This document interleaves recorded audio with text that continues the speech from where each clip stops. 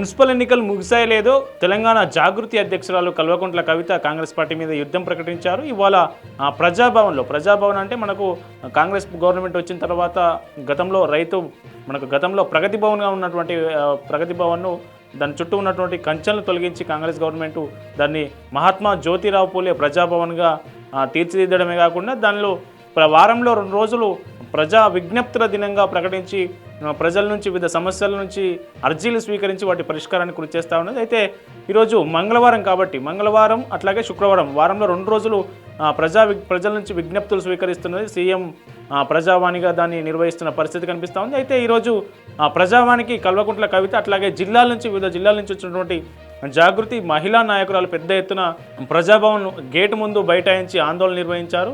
అయితే కాంగ్రెస్ పార్టీ మహిళలకు ముఖ్యంగా ఏదైతే ఎన్నికల ముందు హామీ ఇచ్చిందో ప్రతి పేద మహిళకు ఇంటికి 2,500 రూపాయల చొప్పున ఇస్తానని కాంగ్రెస్ పార్టీ హామీ ఇచ్చింది. ఇప్పటికీ 2.5 ఏళ్ళు దాటినా కానీ కాంగ్రెస్ పార్టీ దాని అమలు విషయంపై కనీసం ఎక్కడ ఊసెత్తడం లేదనే విషయం కాంగ్రెస్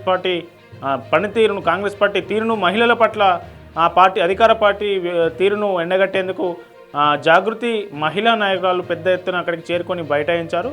అయితే జాగృతి అధ్యక్షురాలు కవిత కూడా అక్కడికి చేరుకొని గేట్ ముందు కూర్చొని బైఠాయించి కాంగ్రెస్ పార్టీకి తీరును వ్యతిరేకిస్తూ నినాదాలు ఇచ్చారు. దీంతో పోలీసులు ఒక్కసారిగా ఉలిక్కిపడి అసలు ధర్నా జరుగుతుందన్న విషయాన్నే ముందు ఊహించని పోలీసులు ఈ మెరుపు ధర్నాతో నేపథ్యంలో అప్పటికప్పుడు అప్రమత్తమై వాళ్ళందరినీ జాగృతి మహిళా నాయకులను అరెస్టు చేసి బస్సులో వివిధ స్టేషన్లకు తరలించారు. వాటి కవితను కూడా అదుపులోకి తీసుకొని స్టేషన్కి తరలించి అక్కడి నుంచి పంపించి స్టేషన్కి తరలించే ప్రయత్నం చేశారు. అయితే మొట్టమొదటిసారిగా ప్రజాభవన్ ముందు కవిత ఒక ఆందోళనకు దిగడం అనేది ఈ కాంగ్రెస్ గవర్నమెంట్ ఏర్పడిన తర్వాత ఇదే తొలిసారని చెప్పుకోవచ్చు. మున్సిపల్ ఎన్నికలు ముగిసాయో లేదో తెలంగాణ జాగృతి అధ్యక్షురాలు కల్వకుంట్ల కవిత కాంగ్రెస్ పార్టీ మీద యుద్ధం ప్రకటించారు. ఇటీవలే జాగృతి అట్లాగే ఏఐఎఫ్బి సంయుక్త ఆధ్వర్యంలో అటు వడ్డేపల్లిలో కావచ్చు పెద్దపల్లిలో కావచ్చు రాష్ట్ర వ్యాప్తంగా 40 ఏఐఎఫ్బి అభ్యర్థులు కౌన్సిలర్ల విజయం సాధించారు. ఈ 2 సంస్థల ఇటు జాగృతి అటు ఏఐఎఫ్బి మిత్రపక్షంగా ఉన్న నేపథ్యంలోనే విజయం సాధ్యమైందనేది కవిత ప్రెస్ మీట్ పెట్టిన తర్వాత కూడా చెప్పారు. అయితే కాంగ్రెస్ పార్టీ ఏదైతే హామీలు ఇచ్చిందో ఎన్నికల ముందు వాటి మీద ఖచ్చితంగా ఫైట్ చేస్తాం, ప్రతిరోజు ఇక్కడ నుంచి ఖచ్చితంగా మాకు ఒక రాజకీయ శక్తిగా అవతరించబోతున్నట్లు కవిత ఇప్పటికే ప్రకటించారు. అయితే దానికి సంబంధించి గుర్తు రావడానికి రాజకీయ పార్టీ రిజిస్ట్రేషన్ సంబంధించి కొంత సమయం ఉన్న నేపథ్యంలో మిత్రపక్షంతో కలిసి రాజకీయ పోరాటం చేస్తామని ఆమె మొన్న ఇటీవల తాజా ప్రెస్ మీట్లో చెప్పడం జరిగింది. ఈ నేపథ్యంలోనే ఈరోజు ప్రజాభవన్ ముందు ఆందోళన నిర్వహించారు.